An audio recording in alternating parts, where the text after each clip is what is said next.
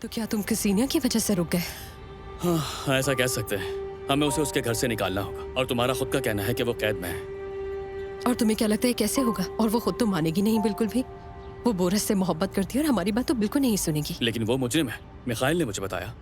हाँ ठीक है, लेकिन क्या मिखाइल के पास सबूत है? नहीं, अभी तक तो नहीं।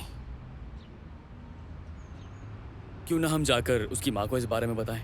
पागल हो क्या? उनका दिल कमजोर है। ओह हाँ, सही कह रही हो। फिर हमें खुद कुछ करना होगा। मिखाइल से बात करता हूँ मैं। वैसे तुम्हारा मिखाइल शादीशुदा तो नहीं है? क्या तानिया, इस सवाल का ये कोई वक्त है? खैर, वो सिंगल है। नहीं, मैं बस उससे मिलना चाहती थी इसीलिए पूछा। लेकिन एक बात बता दूं, वो अभी तलाक याफ्ता है और शादी का कोई मूड नहीं। हाँ तो मैं बस उससे जानना चाहती हूँ। हाँ, अगर सिर्फ जानना है तो फिर ठीक है।